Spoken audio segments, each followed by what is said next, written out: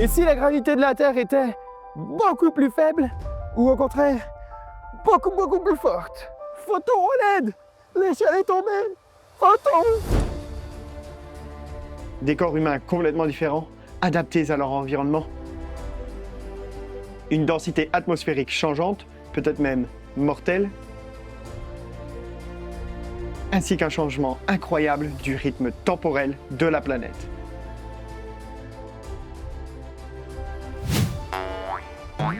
Bienvenue dans Et si, dans un autre univers, l'émission qui vient glisser quelques grains de sable dans le grenage parfait de notre univers tel que nous le connaissons. Je suis Doc, votre guide dans les méandres de nos réalités alternatives, et autour de moi gravite Photon, ce cher caméraman qui ne peut pas résister à ma massive attraction. Dans l'épisode d'aujourd'hui, nous allons faire léviter Isaac Newton dans sa tombe. Et oui, nous avons tous déjà vu les images surréelles des astronautes qui ont foulé la surface de la Lune. La gravité y est nettement moindre, leur permettant quelques acrobaties. Aujourd'hui, nous allons donc découvrir à quoi ressemblerait notre Terre si la gravité y était faible ou si elle y était beaucoup plus forte. Mais d'abord, la gravité, c'est quoi exactement? La gravité représente l'une des 4 forces fondamentales de la physique, aux côtés de l'électromagnétisme et des forces nucléaires fortes et faibles. On dit d'elle que c'est une force fondamentale parce qu'elle ne résulte pas d'autres interactions et qu'elle est, avec ses 3 compères, à la base de tous les phénomènes physiques connus. En résumé, cette force universelle attire 2 objets possédant une masse l'un vers l'autre. Et elle s'applique autant à l'échelle des planètes pour les maintenir en orbite qu'à l'échelle d'un grain de sable qu'on laisserait tomber de sa main vers le sol. Si Isaac Newton fut le premier à mathématiser cette force dans sa loi de la gravitation universelle, Einstein vient y mettre son grain de sel avec sa théorie de la relativité générale. Et comme à chaque fois qu'Einstein intervient, ses théories rendent le tout plus compliqué.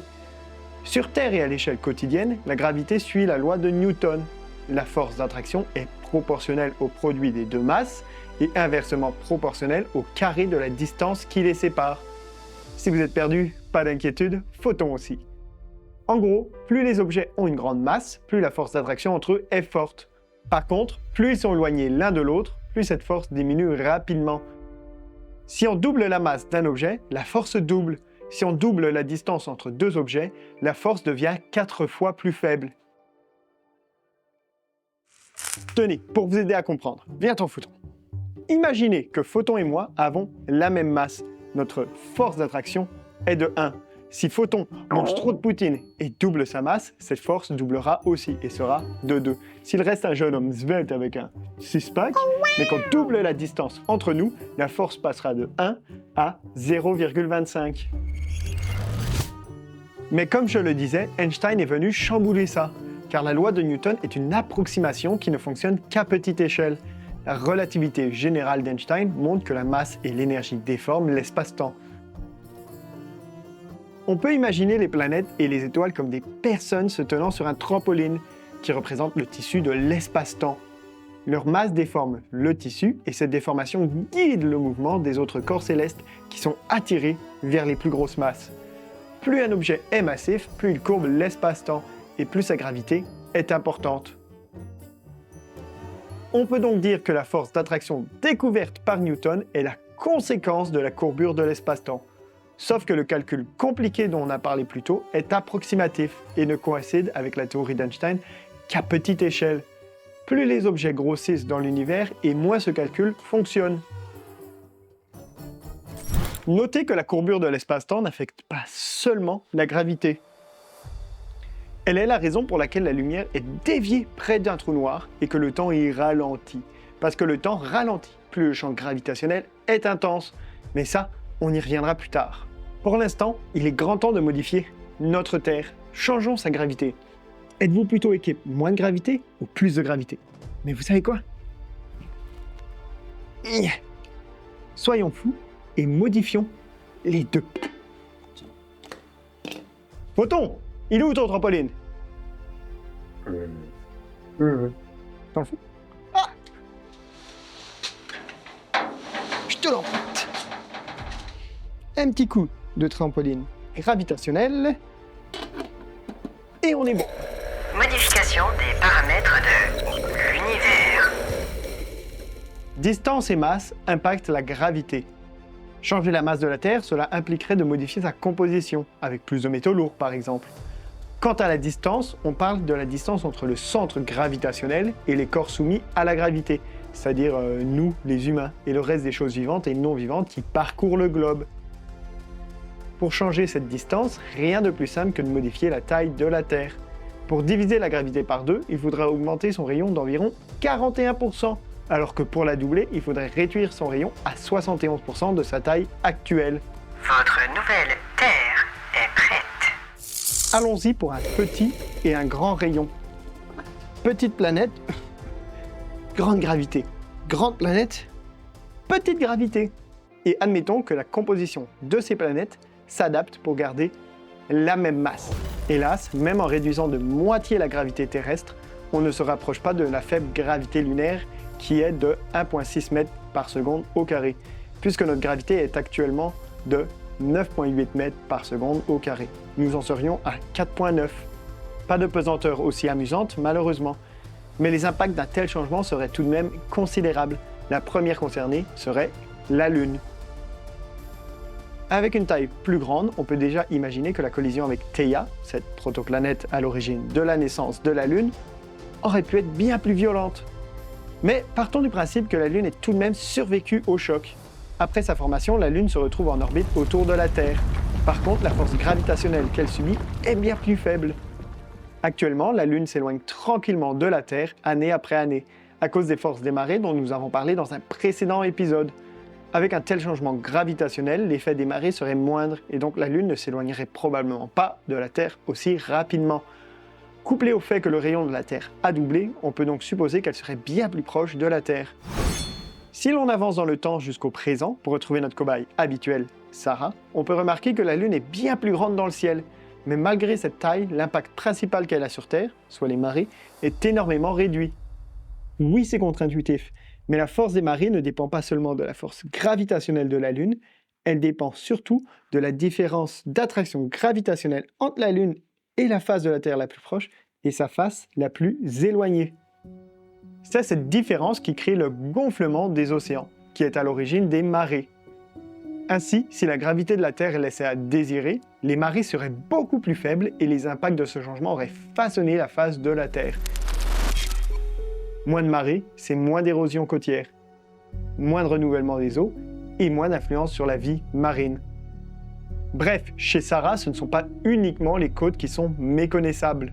Son village, lui, a un aspect plus élancé.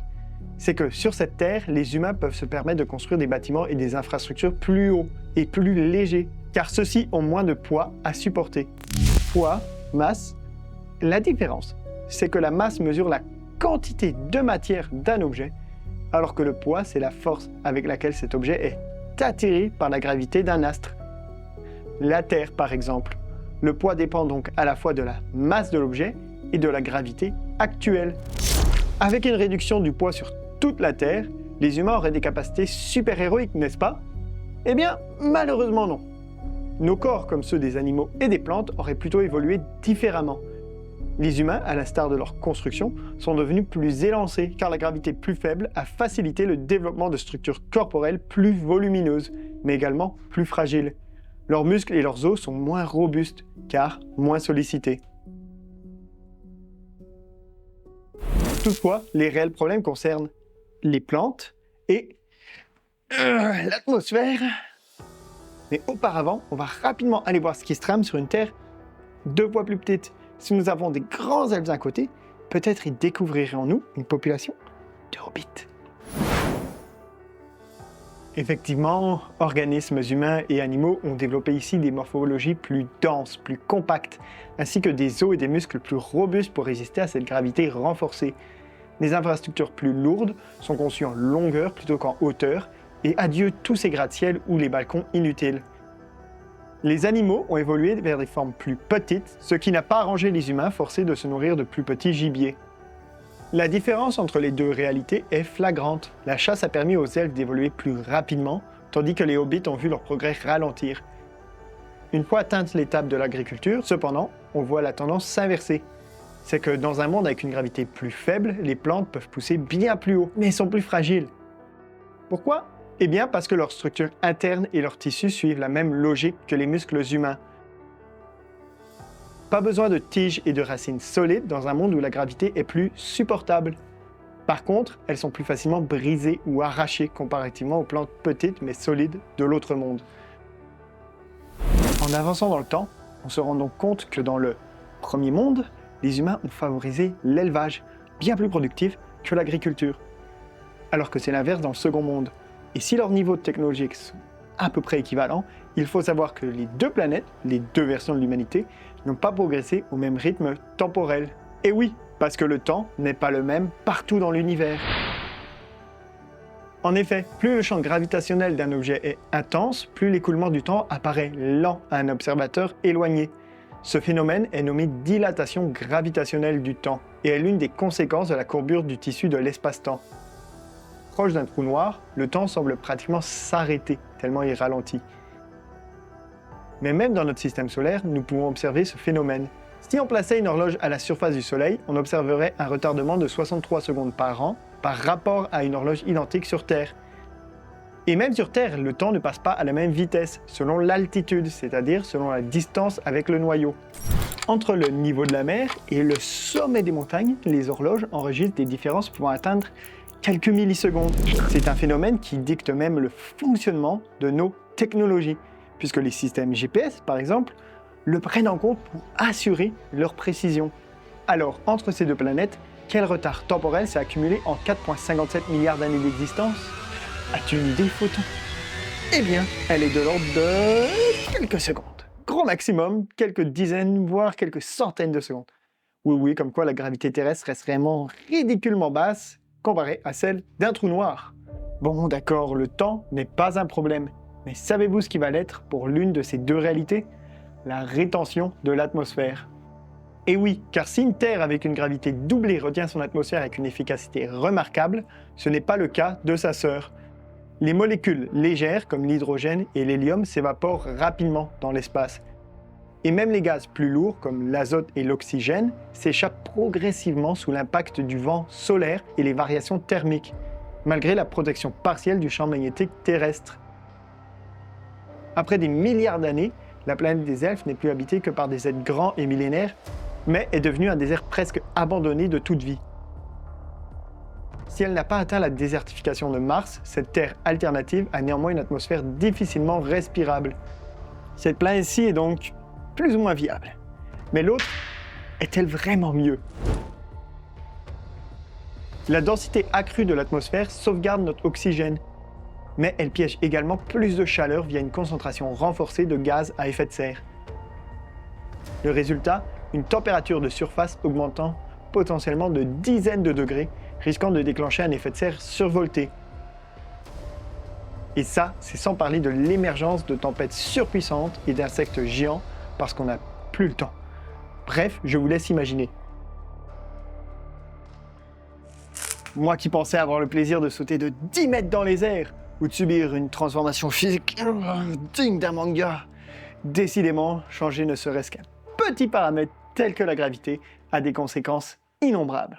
À long terme, cette Terre-ci est sans doute aussi condamnée que sa grande sœur.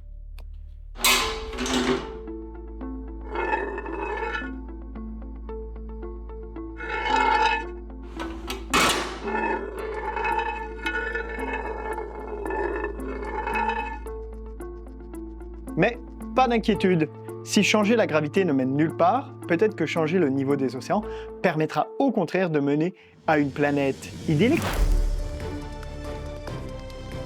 À bientôt pour le prochain épisode de Et si dans un autre univers.